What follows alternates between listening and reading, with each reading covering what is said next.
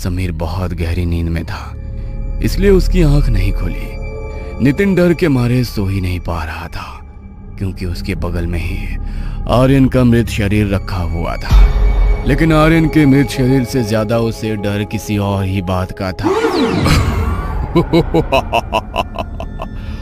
मैंने तुम्हारा काम कर दिया, अब मुझे मानव बलि चाहिए। क्या? ये क्या कह रहे हो तुम? मानव बलि? लेकिन मैं तो तुम्हें पहले ही बलि दे चुका हूं ना। आधा ज्ञान हमेशा तकलीफ देता है। पशु बलि से तो मैं जागृत होता हूँ, लेकिन कार्य पूर्ण करने के बाद मुझे मानव बलि चाहिए। मुझे मानव बलि ला कर दो, वरना मैं तुम्हें ही खा जाऊंगा। नहीं, देखो, मैं ऐसा नहीं कर सकता। अगर तुम्हें बलि ही चाहिए तो तुम्हें जितने तुम बोलोगे उतने पशुओं की बलि दूंगा, लेकिन मैं किसी इंसान को कैसे बलि पर चढ़ा सकता हूँ? कितने अच्छे इंसान हो ना तुम। अपने दोस्त को बलि पर चढ़ाने से पहले सोचा था क्या? तो अब भी मत सोचो, क्योंकि मुझे इंतजार करना पसंद नहीं। अगर कल रात तक मुझे मानव बलि नहीं मिली तो तुम मेरी बलि बनोगे। मानव बलि कैसे चढ़ाऊंगा मैं उसे? मैं कैसे मार सकता हूँ किसी को? पहले ही आर्यन के मरने का पाप मेरे सर पर लग चुका है, अब किसी और को कैसे मार सकता हूँ? लेकिन अगर मैंने किसी और को नहीं मारा तो वो मुझे मार देगा। अगले दिन जब सुबह सबकी आंख खुली तो आर्यन की मौत ने सबको चौंका दिया, क्योंकि जिस तरीके से उसकी मौत हुई थी वो सामान्य नहीं था। उसका पूरा शरीर सफेद पड़ चुका था और आंखें बाहर को निकल कर आ चुकी थी। ऐसा कैसे हो सकता है? ये कोई सामान्य मौत नहीं है, कुछ तो बहुत अजीब हुआ है आर्यन के साथ। वरना ऐसे कैसे हो सकता है कि किसी के मरने पर उसका पूरा शरीर ऐसे सफेद पड़ जाए और आंखें बाहर को निकल कर आ जाए। समझ तो मैं भी नहीं पा रहा कि इसके साथ ये हुआ कैसे, क्योंकि ये सब बेताल का किया हुआ है। लेकिन बेताल को जब तक कोई जागृत ना करे तब तक बेताल यहाँ पर किसी को नुकसान नहीं पहुँचाता। कहीं इसकी किसी के साथ कोई दुश्मनी तो नहीं थी ना? कहीं तुम्हारा दिमाग तो खराब नहीं हो गया है? कुछ भी बोले जा रहे हो। एक तो यहाँ हमारा दोस्त चल बसा और तुम फालतू की बकवास कर रहे हो। बकवास नहीं कर रहा हूँ मैं, सच बोल रहा हूँ। किसी ने जागृत किया है उसे, और हो सकता है कि तुम में से ही किसी ने ऐसा किया हो, क्योंकि तुम लोगों से तो यहाँ पर किसी और को कोई मतलब भी नहीं है। पहली बार यहाँ पर आए हो तो भला कोई और तुम्हारे साथ ऐसा क्यों करेगा? तुम में से ही कोई है जो इस सब का जिम्मेदार है। बंद करो तुम अपनी बकवास। हम में से कोई ऐसा क्यों करेगा? अरे हमने अपना दोस्त खोया है, और भला हम खुद अपने दोस्त के साथ ऐसा क्यों करेंगे? तुम प्लीज अभी चले जाओ यहाँ से। समीर ने गार्ड को वहां से भेज दिया। आर्यन के परिवार में पहले बस उसकी एक बूढ़ी दादी थी, जो भी कुछ समय पहले चल बसी थी। इसलिए आर्यन के परिवार में उसका अंतिम संस्कार करने वाला कोई नहीं था, तो उसके दोस्त ने ही वहां पर उसका अंतिम संस्कार कर दिया। क्या सोच कर आए थे हम लोग यहाँ पर, और क्या हो गया? अपने दोस्त को खो दिया हम लोगों ने। अब हम यहाँ पर एक सेकंड भी नहीं रुकेंगे। हम अभी के अभी यहाँ से चले जाएंगे। हाँ, मुझे भी यहाँ रुकना अब खतरे से खाली नहीं लग रहा। जब आर्यन के साथ ऐसा हो सकता है तो हमारे साथ भी कुछ भी हो सकता है। अगर ये लोग अभी यहाँ से निकल गए तो मैं बेताल को रात को बलि कैसे चढ़ाऊंगा? और अगर मैंने उसे बलि नहीं चढ़ाई तो वो मुझे मार देगा। नितिन, तुम गाड़ी निकाल लो, तब तक हम लोग सामान लेकर आते हैं। अच्छा ठीक है, मैं गाड़ी निकालता हूँ। नितिन गाड़ी लेकर आने की एक्टिंग करने लगा। उसके दोस्त सामान लेकर नीचे आ गए थे। वो थोड़ी देर बाद आया और बोला, आज आगे की तरफ बहुत ज्यादा बर्फबारी हुई है, तो पुलिस ने नाकाबंदी कर दी है। हम आज यहाँ से नहीं जा सकते, 1-2 दिन बाद ही जाना पड़ेगा। क्या? लेकिन अगर आज रात हम लोग यहाँ पर रुके और हम में से किसी को कुछ हो गया तो? अरे तुम डरो मत नैना, कुछ नहीं होगा। बस खुद को संभालने की कोशिश करो। अरे आर्यन के साथ जो हुआ वो बस एक हादसा था, डरो मत। नितिन ने सबसे झूठ बोला ताकि आज रात भी वो लोग यहीं पर रुक सके। वो रात को बार बार नीचे के चक्कर लगाने लगा। गार्ड बार बार उसे ही देख रहा था। गार्ड को उस पर पूरा शक था कि उसी ने बेताल को जागृत करके अपने दोस्त को मरवाया है। रात के 11 बजने वाले हैं। तुम इतनी रात गए यहाँ पर क्यों घूम रहे हो? इतनी सर्दी है तो होटल के अंदर जाओ ना। नींद नहीं आ रही है मुझे, और तुम अपने काम से काम रखो। बड़ा ध्यान है तुम्हें मेरा। मैं अच्छी तरह जानता हूँ कि क्यों घूम रहे हो तुम यहाँ पर, और ये भी जानता हूँ कि तुमने ही अपने दोस्त को मारा है और कोई नाकाबंदी नहीं है आगे। जानबूझकर अपने दोस्तों को यहाँ पर रुकवाने के लिए ये सब बहाना बनाया है तुमने। किसी की बलि देने वाले हो ना तुम? दिमाग खराब हो गया है क्या तुम्हारा, या सठिया गए हो जो कुछ भी बोले जा रहे हो? दोस्त को मारना, बलि देना, ना जाने क्या क्या। शर्म आनी चाहिए तुम्हें। नितिन होटल के अंदर आ गया। उसने देखा कि होटल के अंदर गार्ड चाय बना रहा है। बहुत बकवास कर रहा था ना वो गार्ड। उसी की बलि चढ़ाता हूँ बेताल को, लेकिन कैसे? नितिन वहां छुपकर मौके की तलाश करने लगा, और उसे जैसे ही मौका मिला उसने मौका देखकर चाय के अंदर नींद की दवाई मिला दी। लेकिन तभी वहां काम करने वाला रसोइया वॉशरूम से बाहर आ गया। उसे देखकर नितिन अचानक से हड़बड़ा गया। अरे सर, आप इस समय यहाँ पर क्या कर रहे हो? और रसोई के अंदर तो हमारे अलावा कोई भी नहीं आता जाता है। सब कुछ ठीक तो है ना? अरे हाँ, सब कुछ ठीक है। वो तो मैं रूम सर्विस के लिए कॉल कर रहा था, लेकिन कोई कॉल रिसीव ही नहीं कर रहा था, और मुझे चाय पीने का बहुत मन कर रहा था, तो सोचा यहाँ पर ही आकर देख लेता हूँ। अगर कोई होगा तो चाय पी लूंगा। अच्छा, वैसे मैं अभी चाय बना ही रहा था, और देखो चाय बन भी गई। आपके लिए भी एक कप दे देता हूँ। रसोइया ने नितिन को चाय दी। नितिन चाय लेकर वहां से चला गया। उसने वो चाय पी नहीं, क्योंकि उसके अंदर नींद की दवाई मिली हुई थी। वो बस इसी इंतजार में था कि जल्दी से गार्ड वो चाय पिए और गहरी नींद में सो जाए। कुछ देर बाद गार्ड ने चाय पी, और चाय पीते ही वो गहरी नींद में सो गया। बहुत बकवास कर रहा था ना सबके सामने। अब इसी की बलि चढ़ाऊंगा बेताल को। 12 बजने में सिर्फ 3 मिनट है मेरे पास। अगर इन 3 मिनट में मैंने इसकी बलि नहीं दी तो मैं ही मारा जाऊंगा। नितिन बाहर गया। गार्ड गहरी नींद में सो चुका था। उसने गार्ड को हिलाकर देखा, लेकिन वो नहीं उठा। उसने आसपास देखा कि वहां कोई है तो नहीं। उसने जल्दी से गार्ड की हथेली पर चीरा लगाया। मुझे जल्दी से इसे बेताल के मंदिर तक ले जाना होगा। भोग लगाना होगा जल्दी से उसे। नितिन ने जल्दी से गार्ड को घसीटना शुरू किया, और वो उसे घसीटता हुआ बाहर बेताल के मंदिर तक ले गया। उसने बेताल के सामने गार्ड की बलि चढ़ा दी। उसने जल्दी से अंदर तक जाकर देखा कि कहीं कोई है तो नहीं, लेकिन कोई नहीं था। वो फिर से बाहर बेताल के मंदिर की तरफ आया, लेकिन जब तक वो बाहर आया तब तक तो गार्ड वहां से गायब हो चुका था। वहां पर कुछ था तो सिर्फ उसके शरीर की बची हुई हड्डियां। ये देखकर नितिन की रूह कांप गई, क्योंकि अगर उसने समय पर बेताल को गार्ड की बलि ना चढ़ाई होती तो गार्ड की जगह उसके शरीर की हड्डियों का ढांचा वहां पर होता। अच्छा हुआ मैंने इसकी बलि चढ़ा दी। अब मुझे हमेशा के लिए इस बेताल से छुटकारा मिल गया। कल सुबह होते ही मैं सबके साथ यहाँ से निकल जाऊंगा। मैं अब और यहाँ नहीं रह सकता। अगली सुबह नितिन अपने दोस्तों के साथ वहां से निकलने लगा तो होटल के बाहर लोगों की भीड़ जमा थी। अरे, होटल के बाहर ये लोगों की इतनी भीड़ कैसे जमा है? कुछ हुआ है क्या यहाँ पर? हाँ भैया, कल रात को जरूर किसी ने बेताल को बलि दी है, और हमारा सिक्योरिटी गार्ड भी गायब है। लगता है किसी ने उसे ही बेताल को बलि चढ़ा दिया। क्या बेताल बलि? लेकिन ऐसा कैसे हो सकता है? ऐसे कैसे कोई किसी की बलि चढ़ा सकता है? ऐसा हो सकता है साहब, अगर कोई अपनी इच्छा पूरी करवा के बेताल को इंसानी बलि ना चढ़ाए तो बेताल उसी को मार डालता है।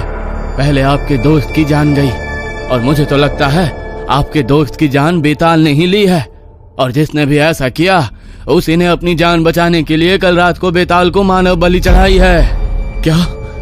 मुझे तो समझ नहीं आ रहा कि यहाँ पर क्या हो रहा है। यहाँ पर अभी 1 सेकंड भी रुकना हमारे लिए खतरे से खाली नहीं है। पहले आर्यन हमसे दूर चला गया, और अब गार्ड भी मर चुका है। हमें अभी के अभी यहाँ से निकल जाना चाहिए। हाँ, हम सब चलते हैं। मैं गाड़ी लेकर आता हूँ। नितिन जल्दी से गाड़ी लेकर आया और अपने दोस्तों के साथ वहां से निकल गया। पूरे रास्ते वो लोग इसी बारे में बात करते रहे, लेकिन कोई ये नहीं जानता था कि इस सब के पीछे उनके अपने ही दोस्त का हाथ है। पता नहीं कौन है वो जिसने बेताल को ये बलियां चढ़ाई है। जिसने भी ये किया है ना, उसे इसकी सजा तो जरूर मिलेगी। हमारे आर्यन को हमसे छीन लिया उसने। पूरे रास्ते भर नितिन ने किसी से बात नहीं की। वो अपने घर पहुंचा तो उसने चैन की सांस ली। अब उसे बेताल से मुक्ति मिल गई है। लेकिन रात के जैसे ही 12 बजे तो वैसे ही उसे अपना शरीर फिर से भारी लगना महसूस हो गया। ये क्या हो रहा है? मेरा शरीर फिर से इतना भारी कैसे हो रहा है?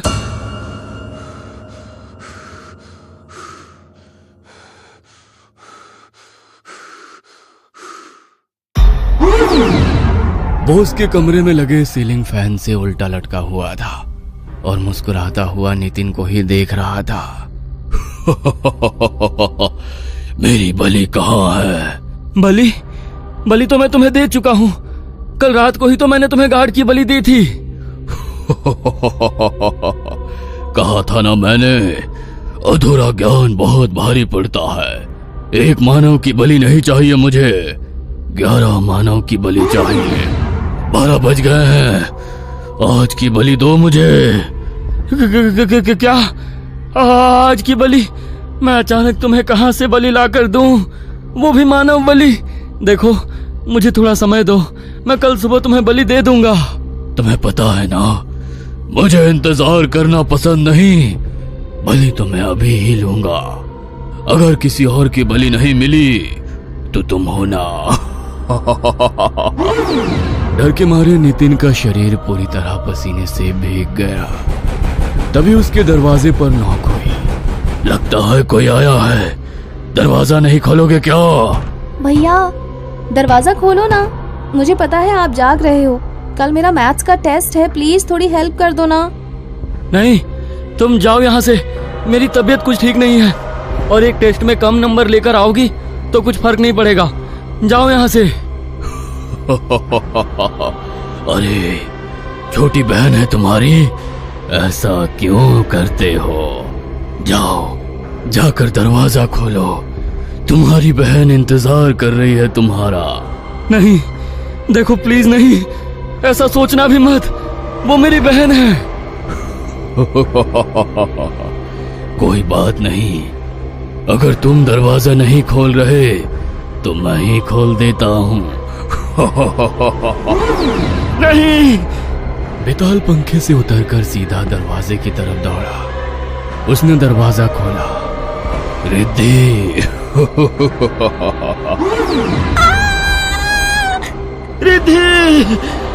रिद्धि की आखिरी चीख के साथ वहां सब कुछ शांत हो गया। बेताल भी कमरे की खिड़की से गायब हो गया। नितिन के कमरे के बाहर उसकी बहन की हड्डियों का ढेर था। उसकी आंखों से आंसू रुकने का नाम नहीं ले रहे थे। पछतावा उसके आंसुओं में फूट फूट कर गिर रहा था। मैंने क्यों किया? मेरी बहन मेरी वजह से मारी गई। मुझे माफ कर देना रिद्धि, मुझे माफ कर देना। मुझे उसे और 9 बलि चढ़ानी होगी, वरना वो मुझसे पहले मेरे परिवार को खत्म कर देगा। नितिन अगले दिन शाम को अंधेरा होते ही पार्क के पास घूमने लगा। पार्क में सब बच्चे जब चले गए तो बस एक ही बच्चा वहां पर खेल रहा था। नितिन ने उसे नशीली दवाई खिलाई और अपने साथ अपने घर ले गया। जैसे ही रात के 12 बजे उसने लड़के के शरीर पर एक चीरा लगाया और जैसे ही उसके शरीर से खून निकला, बेताल उसके ऊपर झपटा और नितिन की आंखों के सामने उस जिंदा बच्चे का शरीर भी हड्डियों के ढेर में बदल गया। बेताल उसे देखकर भयानक तरीके से मुस्कुराया और हड्डियों के ढांचों को वहां छोड़कर फिर से खिड़की के रास्ते गायब हो गया। 8 बलि और चढ़ानी है बस मुझे। उसके बाद मुझे और मेरे परिवार को इस बेताल से मुक्ति मिल जाएगी। 1, 2, 3 रातों तक नितिन ने फिर से यही किया। वह बच्चों के खेलने वाली जगह पर जाता और जो भी बच्चा आखिरी में उसे अकेला मिलता वो उसकी बलि चढ़ाने के लिए उसे अपने साथ ले आता और उनकी बलि देकर उनकी हड्डियों का कब्रिस्तान में दफन कर देता। आज भी वो किसी बच्चे की तलाश में था, लेकिन आज पुलिस वहां पर पेट्रोलिंग कर रही थी क्योंकि 3-4 दिनों से वहां बच्चों के लापता होने की खबर लगातार आ रही थी। पुलिस का ध्यान नितिन पर गया कि वह बहुत देर से पार्क के आसपास घूम रहा है और बच्चों पर नजर रख रहा है। वहां पर पेट्रोलिंग कर रहा एक हवलदार नितिन के पास आया क्या रे, इतनी देर से तू क्या कर रहा है यहाँ पर और बार बार बच्चों के पास जाकर क्या देख रहा है? बच्चे उठाने वाला है तू? अरे कैसी बातें करते हो सर? मैं क्या आपको बच्चे उठाने वाला लगता हूँ? अब क्या पार्क में घूम भी नहीं सकते क्या? ज्यादा शाना बनता है। हाथ में क्या है तेरे? दिखा। कुछ नहीं है सर, कुछ नहीं है। दिखा। हवलदार ने नितिन के हाथ से पैकेट छीन लिया तो उसके अंदर नशे वाली दवाई थी। शक ठीक निकला मेरा, बच्चों को नशे की दवाई खिलाकर अगवा करता है। अरे नहीं सर, ये तो मेरे लिए रात को नींद नहीं आती है ना, तो नींद की दवाई खाता हूँ और कुछ नहीं है। नींद नहीं आती है ना तुझे? अभी थाने लेकर चलता हूँ, बहुत अच्छी नींद आएगी। चल, बच्चे चुराता है, शाना बनता है, इधर चल। हवलदार नितिन को अरेस्ट करके वहां से ले गया। रात के 12 बजते ही बेताल नितिन के पास पहुंच गया। तू आज मेरे लिए बलि लेकर नहीं आया तो मैंने सोचा मैं ही तेरे पास आ जाता हूँ। मेरी आज की बलि कहाँ है? देखो, मैं तुम्हारे लिए आज बलि का इंतजाम नहीं कर पाया, लेकिन कल तुम्हें 2 मानव बलि दूंगा। आज के लिए मुझे बख्श दो। तू जानता है ना, मुझे इंतजार करना पसंद नहीं। अगर तू मुझे बलि नहीं देगा तो मैं खुद बलि ले लूंगा।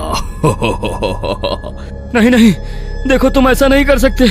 मैं तुम्हें कह रहा हूँ ना, मुझे थोड़ा समय दो। पागल हो गया है क्या? किससे बातें कर रहा है? इतनी देर में नितिन ने हवलदार की तरफ मुड़कर वापस बेताल की तरफ देखा तो वो वहां नहीं था। कहाँ चला गया ये? कहाँ चला गया? कहीं ये घर तो नहीं गया? अगर इसने फिर से कुछ किया तो मैं क्या करूंगा? अगले दिन भी पुलिस ने नितिन को नहीं छोड़ा तो रात के 12 बजे बेताल फिर से उसके पास आया। तू आज भी मेरे लिए बलि लेकर नहीं आया? आज भी मुझे खुद ही बलि लेनी पड़ेगी, लेकिन कोई बात नहीं। कल अगर मुझे बलि नहीं मिली तो तू है ना। नहीं, देखो। तू फिर से शुरू हो गया? वेड़ा है क्या? पता नहीं किससे बात करता रहता है। इतनी देर में नितिन ने फिर से बेताल की तरफ मुड़कर देखा तो आज भी वो वहां नहीं था। पुलिस को नितिन के खिलाफ कुछ ठोस सबूत नहीं मिला तो अगले दिन उन्होंने उसे छोड़ दिया। अगली शाम वो अपने घर पहुंचा तो जोर जोर से चिल्लाकर सबको आवाज देने लगा। माँ, पिताजी, माँ, पापा। माँ पापा चिल्लाते हुए वो घर में दाखिल हुआ, लेकिन किसी की आवाज उसे वापस सुनाई नहीं दी। उनके कमरे में गया तो कमरे में हड्डियों का ढेर था और कमरे में मक्खियां भिनभिना रही थी। नितिन का पूरा परिवार खत्म हो चुका था। वो हार कर वहीं बैठ गया। उसके हाथों में अपने माता पिता की बची हुई हड्डियां थी। उसकी आंखों से लगातार आंसू गिर रहे थे। उसे याद आ रहा था कि कैसे उसकी वजह से उसका पूरा हंसता खेलता परिवार खत्म हो गया। जैसे ही रात के ठीक 12 बजे तो बेताल फिर से नितिन के पास आया। मेरी आज की बलि कहाँ है? तुम आज भी मेरे लिए बलि लेकर नहीं आए?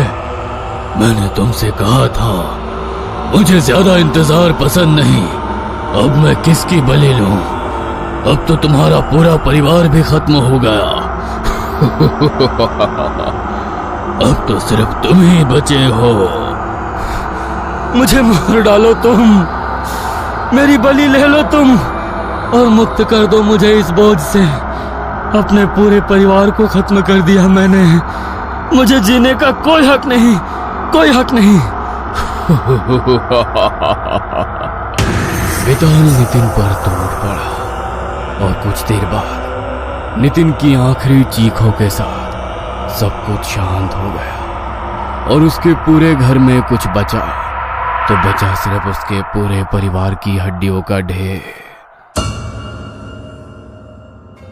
ये कहानी आपको अच्छी लगी हो तो हमें सब्सक्राइब करें, हमारा इंस्टाग्राम और फेसबुक पेज जरूर फॉलो करें। और हाँ दोस्तों, सब्सक्राइब करना भूलना मत।